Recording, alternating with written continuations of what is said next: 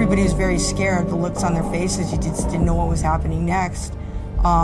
Everybody was in the kitchen. We were all congregated, talking, discussing the events, and then something started walking in the attic. Nobody was up there at that time.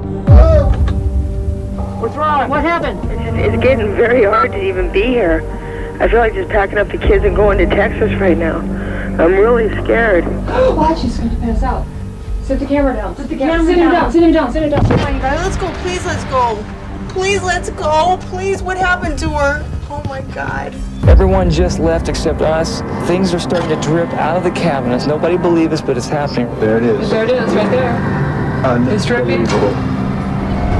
La violence est rare dans les affaires de hantise, contrairement aux films d'horreur. La plupart des cas de maisons hantées sont généralement beaucoup plus subtils, mais parfois un cas rare où les événements seraient non seulement surnaturels, mais aussi incroyablement physiques ressort. Ceux qui les ont vécus rapportent des phénomènes où ils sont touchés par quelque chose d'invisible jusqu'à être attaqués par des entités, comme le cas de la maison hantée de San Pedro à la fin des années 80, où une mère célibataire avec ses enfants sont forcés de quitter leur propre maison après une série de phénomènes très étranges et effrayants. Certaines personnes qui ont enquêté sur cette affaire ont même affirmé que si les choses s'étaient terminées différemment, ils n'auraient pas quitté leur maison en vie. Avant de plonger avec moi dans cette affaire, merci à tous ceux qui prendront quelques secondes pour le petit pouce bleu et un commentaire pour le référencement, sans oublier de vous abonner ici et sur Instagram pour le soutien. Vous êtes bien sur la chaîne Exploria et c'est parti pour un tout nouvel épisode d'Enigma.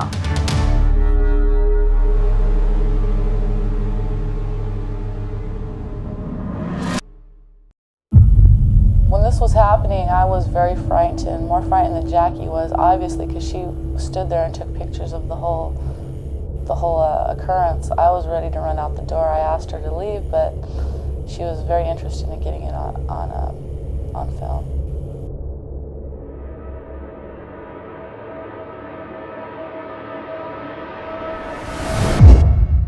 Jacqueline Hernandez, que tout le monde appelle Jackie dans son entourage, est née en 1963 à Saratoga Springs, dans l'état de New York. Son père était agent administratif et sa mère femme au foyer. À l'automne 1988, alors qu'elle n'a que 25 ans, Jackie se retrouve maman célibataire du petit Jamie qui n'a que 2 ans, mais aussi enceinte de bientôt 6 mois. Suite à sa séparation, elle emménage dans une maison à l'angle de la 11e rue et de Grand Street à San Pedro, au sud de Los Angeles. Jackie espère obtenir son diplôme de psychologie et comme la date des examens approche, elle passe son temps à étudier en plus des emplois qu'elle cumule. Elle vit seule pour la première fois et cette nouvelle liberté lui fait du bien, elle se fait même des amis parmi ses voisins, mais après à peine un mois, elle commence à entendre des bruits très étranges dans la maison.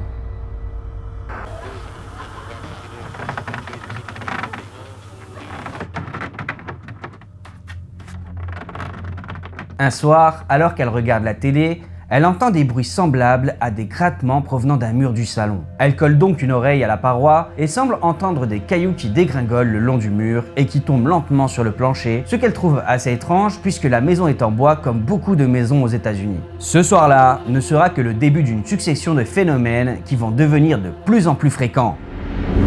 I've never seen anything as phenomenal as what I've witnessed at her house on 11th Street. I turned to my husband and I said, honey, I know you're going to think I'm completely crazy, but I feel there's an evil spirit here in the house.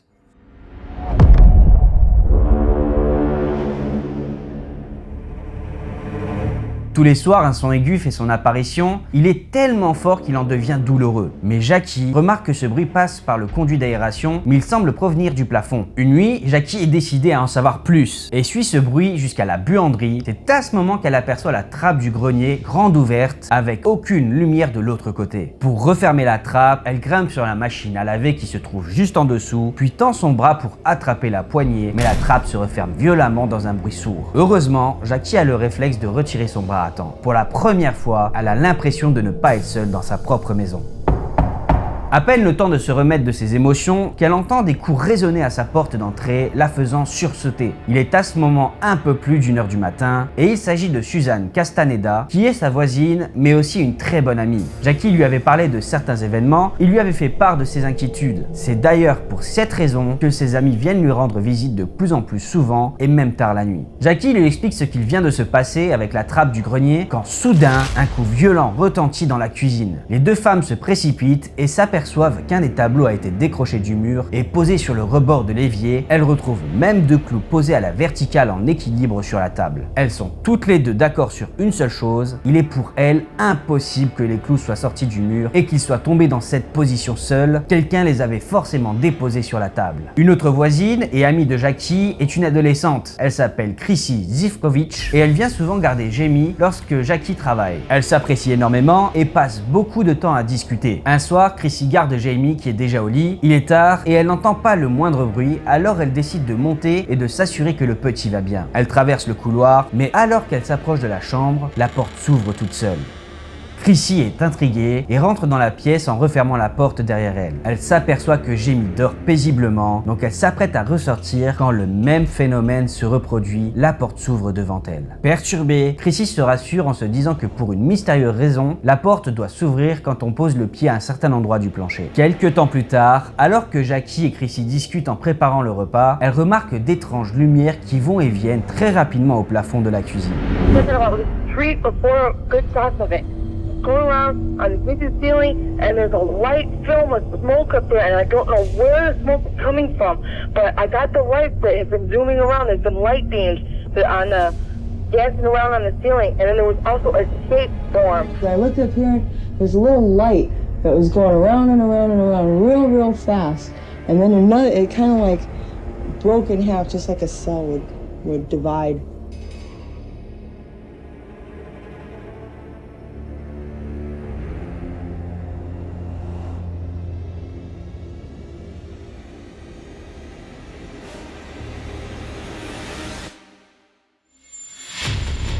Ces lumières ne sont pas des reflets ou lueurs et sont particulièrement brillantes. Chrissy est effrayée et propose de sortir immédiatement de la maison, mais Jackie est bien décidée à les prendre en photo. Elle saisit l'appareil et réussit à prendre un cliché avant qu'il ne cesse brusquement de fonctionner. Jackie le tend alors à Chrissy et lui demande d'essayer. Chrissy le prend et pense qu'il se remettrait peut-être en marche si elle photographiait autre chose et elle se retourne alors vers la fenêtre. Mais alors qu'elle regarde dans le viseur, elle aperçoit le visage d'un vieil homme. Terrifiée, elle pousse un cri et lâche l'appareil qui tombe dans l'évier avant de partir en courant. L'ex-mari de Jackie adore s'occuper de Jamie et passe souvent les voir. Un jour, Jackie lui parle des phénomènes étranges qu'elle subit. Elle lui explique que parfois, de l'eau coule des murs sur des interrupteurs puis disparaît soudainement, qu'elle ressent une présence permanente dans la maison et que cette présence la terrifie. Al ne la croit pas et pense qu'elle souhaite juste attirer son attention et lui fait même comprendre que le problème vient sûrement d'elle. Il lui explique que s'il y avait une présence, il se montrerait forcément. Il propose de défier ironiquement cette présence en regardant le plafond puis en criant que s'il y a bien quelqu'un qu'il se montre. Jackie est effrayée par les conséquences de sa réaction, mais il ne se passe absolument rien. Al lui explique qu'il a raison et que ça ne sert à rien de s'inquiéter avant de prendre la route. Quelques minutes après son départ, Jackie ouvre le placard de la chambre et voit que le prénom de son ex-mari est écrit partout sur les murs et la porte. Le A en bleu et le L en rouge. Jackie est terrifiée, mais n'a pas les moyens de déménager. Dans une discussion entre les filles, Suzanne lui conseille d'en parler au propriétaire, ce qu'elle refuse de peur de passer pour une folle. Quelques semaines plus tard, Jackie et Suzanne se promènent dans la rue et croisent le propriétaire avec sa femme. Suzanne leur explique les phénomènes et étrangement, ils n'ont pas l'air surpris, mais plutôt inquiets. Le propriétaire demande à Jackie si elle accepterait qu'il fasse venir un prêtre, ce qu'elle accepte. Suite à cette discussion, 2 prêtres se rendent alors chez Jackie. En rentrant dans la maison, ils aperçoivent une collection de poupées exposées dans une vitrine, dont une qui attire leur attention. Une poupée qui est un souvenir des vacances aux Caraïbes avec son ex-mari. Un des 2 prêtres la saisit sans rien dire pendant plusieurs secondes, puis explique à Jackie qu'il s'agit d'une poupée vaudou et qu'elle provoque elle-même ses ennuis. À ce moment, elle entend Jamie qui pleure dans sa chambre, elle s'excuse un instant, puis revient avec le petit dans les bras qui est très agité. Immédiatement, le prêtre le plus âgé juge que le comportement de Jamie n'est pas normal, puis déclare qu'il pleure parce qu'il est tourmenté par quelque chose. Il propose alors de bénir l'enfant, mais aussi le fœtus avant de repartir. Jackie est croyante, mais tout ce que les prêtres lui ont dit lui semble ridicule. Le lendemain est une grosse journée pour Jackie qui a un travail à rédiger, mais alors qu'elle tape son texte, elle entend une personne qui frappe à sa porte. Il s'agit d'une femme qui se présente comme faisant partie des services sociaux de la ville. Jackie est gênée, mais accepte de la faire rentrer. Cette femme lui explique qu'elle lui rend visite suite à un rapport des deux prêtres qui était passé la veille. Ils ont accusé Jackie de consommer des hallucinogènes pendant sa grossesse. C'est vrai qu'ils avaient eu une mauvaise impression en croisant des cassettes de films d'horreur dans le salon ou encore un squelette ornemental dans un aquarium, tout en ayant à avoir du mal à croire les phénomènes cités par Jackie. Mais jamais elle ne pensait avoir ce genre d'accusation. Stupéfaite, elle explique qu'elle ne boit pas d'alcool ni ne consomme aucune drogue. La visite est brève et la femme des services sociaux repart sans aucune preuve concrète. Suite à cette visite surprise, Jackie se jure de ne plus jamais parler à qui que ce soit de ce qui se passe dans cette maison. Plusieurs mois passent et Jackie est maman pour la deuxième fois de Samantha depuis déjà plusieurs semaines. Un jour, alors qu'elle revient des courses, elle se tourne vers le réfrigérateur pour ranger un pack de lait qu'elle sort du sac mais le lâche soudainement en apercevant les lettres magnétiques sur le congélateur qui forment cette phrase « Fichez le camp d'ici ». Toutes les portes étaient verrouillées durant son absence et rien n'avait été déplacé. Elle n'a aucune explication rationnelle. Terrifiée, Jackie recule vers la porte de la cuisine et elle comprend qu'un esprit malveillant hante sa maison et qu'elle n'est pas la bienvenue, ni elle, ni sa famille. Depuis cet incident, Jackie lutte pour rester éveillée le plus longtemps possible. Elle redoute que cette entité s'en prenne à ses enfants si jamais elle s'endort. Elle ne peut plus laisser Jamie dans sa chambre, elle dort désormais sur le canapé du salon avec lui et sa fille dans le berceau juste à côté. Soir après soir, l'angoisse de Jackie s'intensifie jusqu'à cette nuit de février 1989, lorsqu'elle se réveille brusquement et qu'elle entend un souffle bruyant et bien distinct. Elle se lève et commence à inspecter la maison en commençant par la cuisine qui est déserte. Alors elle s'engage dans le couloir obscur et regarde dans la chambre de Jamie. Elle y trouve un vieil homme assis sur le lit, les bras et les jambes croisés, qui la regarde de manière fixe. Prise de panique, elle recule maladroitement, en sursaut, et quand elle relève les yeux vers la chambre, l'homme n'est plus là. Elle reste un moment debout, stupéfaite, puis brusquement, tous les stores de la maison se relèvent les uns après les autres. Samantha se met alors à pleurer et Jackie se précipite dans le salon, ne pouvant pas s'empêcher de trembler. Jackie tente de ne pas montrer qu'elle est effrayée, elle ne veut pas que son fils le remarque, mais elle est terrifiée et ne sait pas quoi faire. Elle comprend qu'elle n'est pas tout à fait chez elle et que quelque chose était bien là devant elle. Un soir, Suzanne, qui cherche à l'aider, vient la voir avec un morceau de papier à la main. Elle lui explique qu'elle avait regardé une émission traitant de phénomènes surnaturels, The Haunted Queen Mary, et qu'elle avait remarqué un groupe d'enquêteurs qui semblait être sérieux. L'équipe est composée de 3 hommes. Le docteur Barry Taff, qui est un parapsychologue réputé et qui a enquêté sur plus de 4500 cas de hantise, dont l'affaire qui est très connue, celle de Doris Bitter, dont l'histoire avait inspiré le film L'Emprise, sorti en 1982. Barry Conrad est un caméraman pour la télévision et il avait été récompensé d'un Emmy Award. Jeff Whitcraft, quant à lui, avait été instituteur d'une école dans le Nebraska avant de s'installer à New York en 1980 pour devenir photographe. Suzanne avait réussi à avoir leurs coordonnées et elle tente de convaincre Jackie de leur téléphoner, mais elle ne cesse de penser à ce qu'elle a vécu il y a quelques mois avec les prêtres et la femme des services sociaux. Elle refuse toujours de parler de ses problèmes aux autres. Mais un jour, lorsqu'elle subit un phénomène et qu'elle remarque du sang sur certains murs sans raison, elle se précipite sur le morceau de papier qu'elle avait rangé dans une armoire et comprend qu'elle doit trouver de l'aide. The first time he went up and took pictures, he just stood on the washing machine. The second time he went up, he went completely into the attic. And when he did this, everybody, like I said, was in their own little groups talking, and we all hear this scream. We hear Jeff just this loud scream, and everybody, instantly runs to the kitchen, which is right there by the laundry room. And we see Jeff. Jeff comes out of the attic and he looks as white as a ghost himself. He was shaking and everybody, what happened? What happened? And Jeff said the fucking thing took the camera right out of my hand.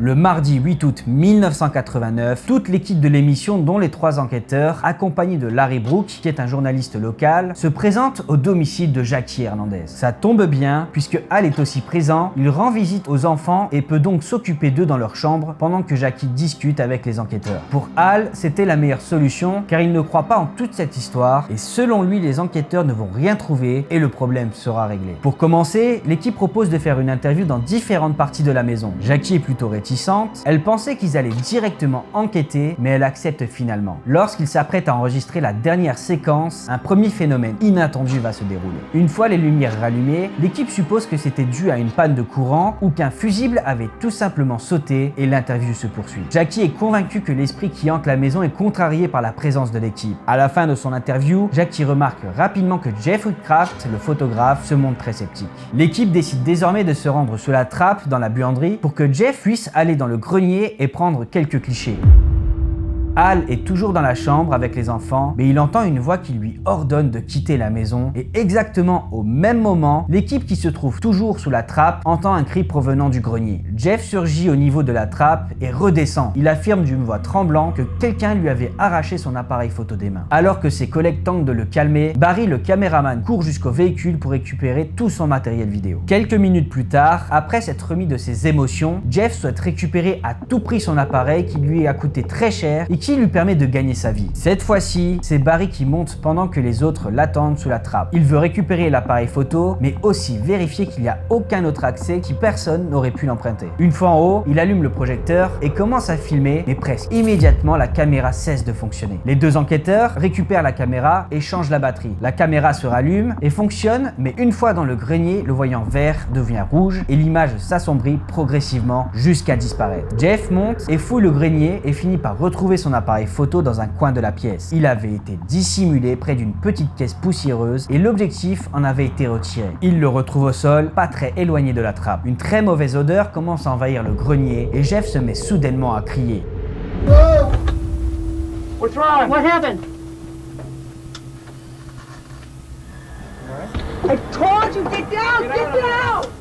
Paniqués, les 2 hommes tentent alors de fuir, mais dans la confusion la plus totale, le photographe s'écroule sur Barry avant de redescendre. Une fois dans la buanderie, Jeff explique avoir senti quelque chose qui l'a poussé violemment en bas de son dos. Il ressent d'ailleurs certaines douleurs suite à ce phénomène qui l'amènera plus tard à consulter un chiropracteur qui confirmera que son dos a bien été victime d'une pression massive. Étrangement, une fois dans la buanderie, la caméra fonctionne parfaitement. À peine quelques secondes plus tard, alors que les enquêteurs sont en train de discuter des derniers événements, des bruits de pas provenant du grenier juste au-dessus de leur tête commencent à se faire entendre.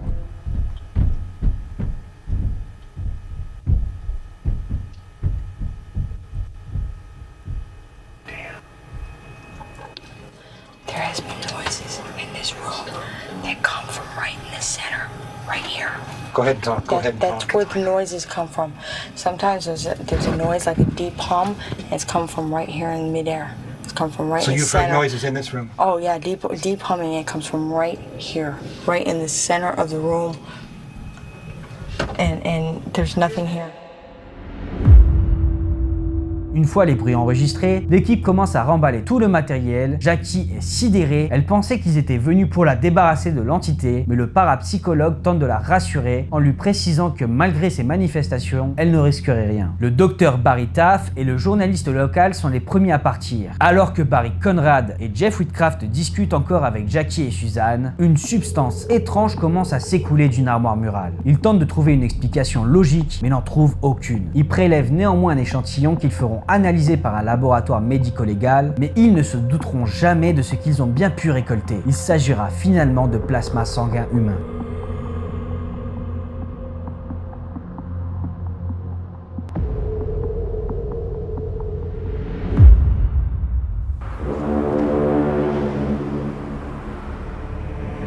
Un mois s'écoule et le soir du 3 septembre 1989, alors que Jackie regarde la télévision avec ses enfants, elle perçoit des bruits étranges qui proviennent du fond du couloir. Quelqu'un semble s'amuser avec les jouets de Jamie derrière la porte fermée de sa chambre. Plus tard, vers minuit, alors qu'elle est assoupie, elle se fait réveiller par une force écrasante qui l'empêche de respirer pendant plusieurs secondes avant de cesser brusquement. Elle reprend ses esprits et regarde autour d'elle et elle remarque une batte de baseball au sol encore en mouvement comme si quelqu'un venait de la faire tomber. Elle en a assez, la fatigue s'accumule depuis plusieurs mois et elle ne tient plus. Elle se lève et ramasse la batte, saisit une lampe de poche et se dirige tout droit vers la trappe sur un coup de colère. C'est la première fois jusqu'à présent qu'elle pénètre dans le grenier. Elle crie de colère en provoquant l'entité et en l'ordonnant de l'affronter une fois pour toutes, mais absolument rien va ne se passer. Mais soudainement, le faisceau de la lampe éclaire brièvement un visage.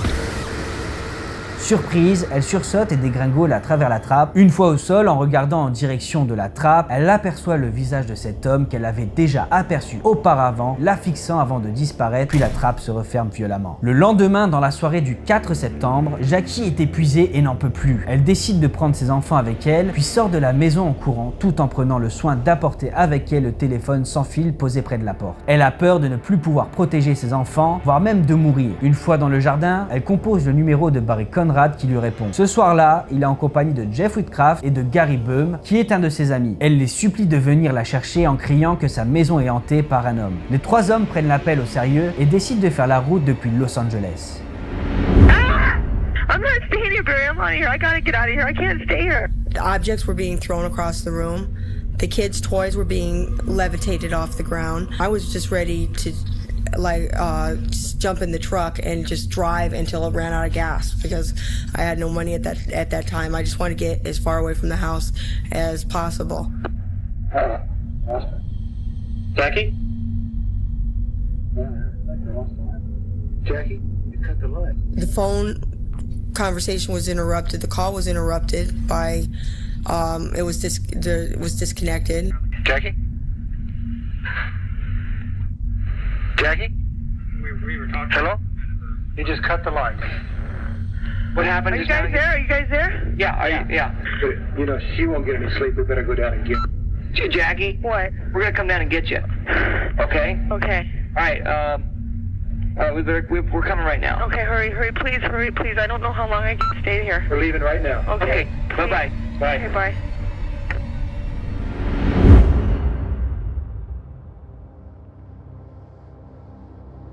Lorsqu'ils arrivent vers 1h du matin, ils trouvent Jackie sous le porche serrant ses deux enfants endormis contre elle. Elle leur explique qu'elle ne peut plus rester dans cette maison et leur raconte les différents phénomènes qu'elle a dû subir depuis le tournage. Les portes et les fenêtres qui s'ouvrent et qui se referment brutalement, une bouteille de Pepsi qui avait été jetée sur elle, les jouets des enfants qui se déplacent tout seuls et la veille une force invisible qui l'avait empêché de respirer pendant plusieurs minutes. Les trois hommes sont intrigués et sortent leur matériel de leur voiture et pénètrent dans la maison. Ils commencent à en faire le tour avec la chambre puis la salle de bain, mais ils ne trouvent rien. Donc Jeff et Gary décident de grimper au grenier, pendant que Barry reste avec Jackie et Suzanne qui vient de les rejoindre. Les 20 premières minutes dans la maison se déroulent sans accident et Jeff explique à Gary ce qu'il avait vécu lors de sa dernière visite. Mais vers 1h30, Jackie, Suzanne et Barry qui sont dans la buanderie entendent 3 claquements de doigts. Jackie comprend qu'il va se passer quelque chose et crie en direction du grenier qu'ils doivent redescendre. Barry commence même à sentir une présence près de lui et n'est plus très à l'aise.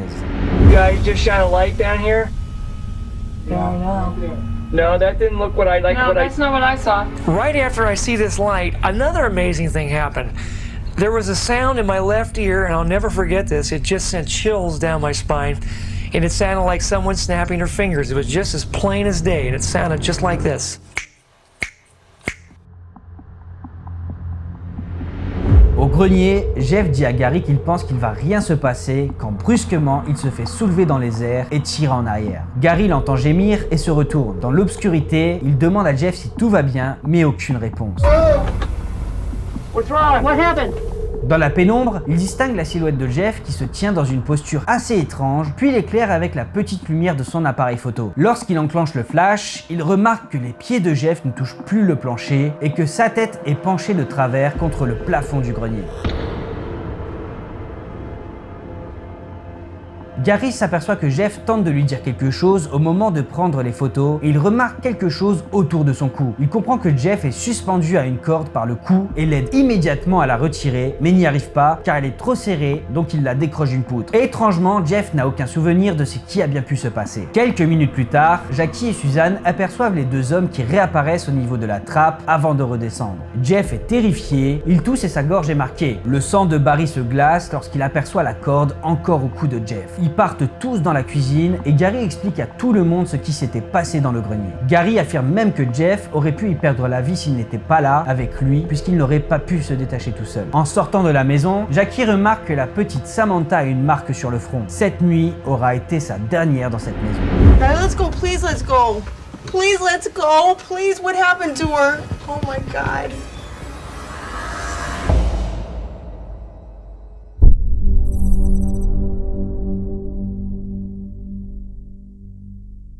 En octobre 1989, Jackie déménage dans un mobil-home sur Shukkar Street à Weldon, en Californie, et sa vie semble s'être apaisée. Elle garde les séquelles, elle ne peut s'empêcher d'avoir peur la nuit tombée, mais elle pense que tout ce qu'elle a pu vivre à San Pedro est aujourd'hui derrière elle. Mais au cours du mois de mars 1990, un grattement violent dans le hangar derrière la maison commence à les réveiller, elle et ses enfants. Vers la fin du mois de mars, le couvre-lit qui se trouve dans la chambre d'amis s'enflamme mystérieusement après que Jackie et sa sœur aient perçu une silhouette brumeuse dans le hall. Le 2 avril, James et Janice Silcott, qui sont les nouveaux voisins de Jackie, aident à déplacer une grande télévision dans le hangar, mais ils aperçoivent tous les deux un vieil homme sur l'écran de la télé qui est pourtant débranché. Ils s'empressent d'en parler à Jackie et ils décrivent le visage. Elle comprend immédiatement que la description correspond à l'entité qu'elle avait aperçue à plusieurs reprises dans la maison de San Pedro et elle s'empresse de contacter Barry et Conrad. Barry avait fait une découverte depuis sa dernière visite en visionnant les rushs qu'il avait enregistrés à San Pedro. Il aperçoit sur les vidéos une boule de lumière brillante qui traverse à plusieurs reprises le champ de la caméra. Il remarque aussi des orbes qui flottaient au-dessus des têtes de Jeff et de Suzanne. Barry a d'abord pensé à des insectes, mais pour en être sûr, il a fait analyser les vidéos auprès du docteur Case Dobray, une entomologiste réputée de Los Angeles. Elle affirme qu'il ne peut pas s'agir d'insectes, sinon ils ne seraient pas aussi brillants et éclatants. Ces choses semblent auto-illuminées. Les insectes en dehors des lucioles, qu'on ne trouve pas dans la région, ne sont pas auto-illuminés. Ces orbes sont similaires à celles que l'équipe du docteur Taft avait enregistrées lors de l'enquête sur l'affaire de Doris Bitter en 1974.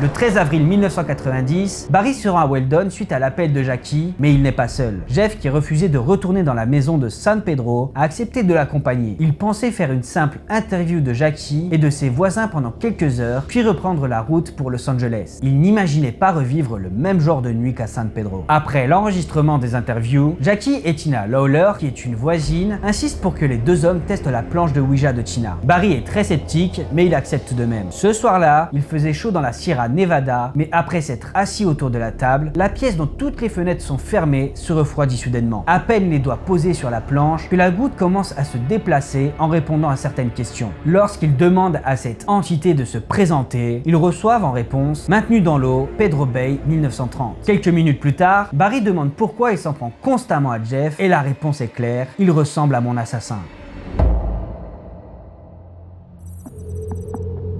Quelques jours plus tard à Los Angeles, Barry se rend au siège du journal de San Pedro, The News Pilot, en espérant trouver l'identité de cette entité qui hante Jackie Hernandez avec les indices qu'elle leur a laissés durant la séance de Ouija. Après avoir visionné plusieurs microfilms, un article attire son attention. Eman Hendrickson, un marin, avait été retrouvé noyé dans la baie en 1930. Faute de preuves, sa mort avait été jugée accidentelle. Cette histoire de hantise prend une ampleur que les enquêteurs n'avaient jamais imaginée.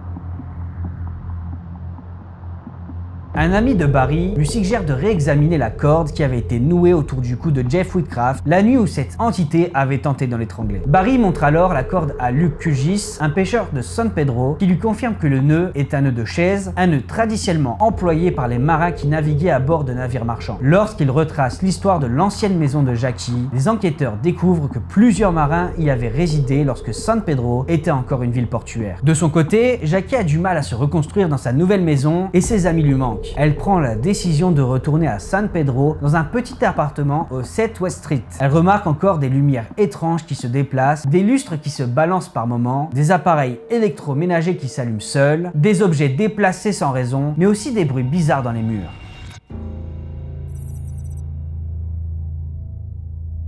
Depuis le mois de juillet 1990, Jeff et Barry remarquent plusieurs phénomènes étranges dans leur propre maison. Le brûleur de la cuisinière qui s'allume sans raison, des objets qui se déplacent, des appareils électroménagers qui se mettent en route et des bruits étranges qui proviennent des murs. Ils ne savent pas si l'apparition de ces phénomènes dans leur propre maison est liée à la séance de Ouija, mais ils sont certains d'une chose, il s'agit de la même entité que dans l'ancienne maison de Jackie. À plusieurs reprises, ils tentent de filmer quelque chose de tangible, mais à chaque fois qu'ils allument la caméra, les phénomènes disparaissent.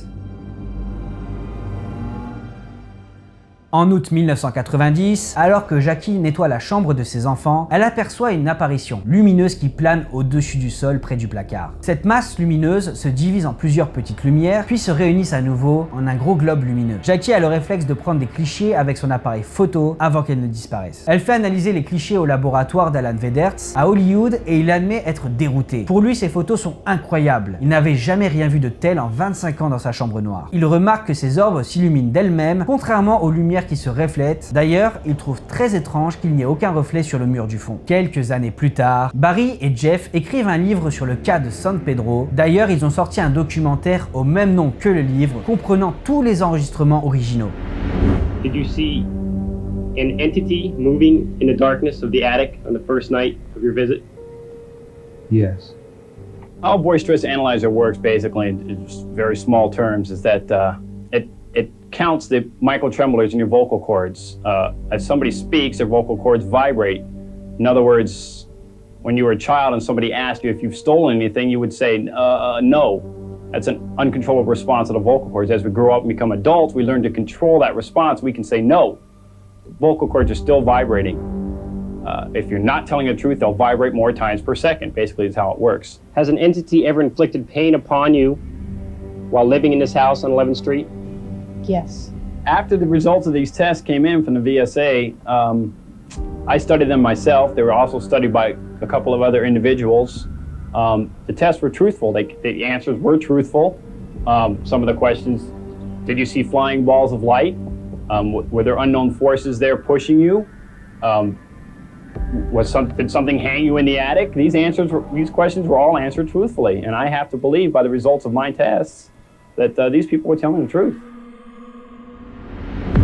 Au fil des années, cette affaire est restée médiatisée. D'ailleurs, 2 documentaires sont ressortis, un en 1997 très complet, puis un autre en 2012 beaucoup plus court. Étrangement, on notera certaines incohérences mineures entre ces 2 documentaires. Des détails de l'affaire qui ne sont pas dans le documentaire de 1997 semblent avoir été rajoutés. Par exemple, lors de la première interview dans la maison de San Pedro avec le Dr Taft, les lumières s'étaient éteintes puis rallumées, ce qui n'apparaît pas dans le documentaire de 1997. Dans le documentaire de 2012, Al Hernandez est présenté comme un homme très sceptique qui ne croit pas aux affirmations de Jackie, alors que dans celui de 1997, il en est jamais question. Certains indices laisseraient même penser qu'il était au courant des premiers phénomènes. Pourrait-il s'agir de simples rajouts dus à de nouvelles informations au fil des années, de rajouts infondés pour rendre le documentaire plus sensationnel alors que son histoire est bien réelle, ou s'agit-il de réelles incohérences qui laissent suggérer un énorme canular afin de promouvoir un livre? Quoi qu'il en soit, personne n'a pu prouver que cette affaire était montée de toutes pièces. Aujourd'hui, Jackie Hernandez vit toujours à San Pedro et elle est devenue grand-mère épanouie. Quant à la maison à l'angle de la 11e rue et de Grand Street à San Pedro, aucun locataire n'y serait resté plus de 6 mois selon le propriétaire. La maison hantée de San Pedro restera une des affaires de hantise les plus violentes, mais aussi une affaire qui se démarque des autres par la façon dont elle aura été gérée par ceux qui l'ont vécue.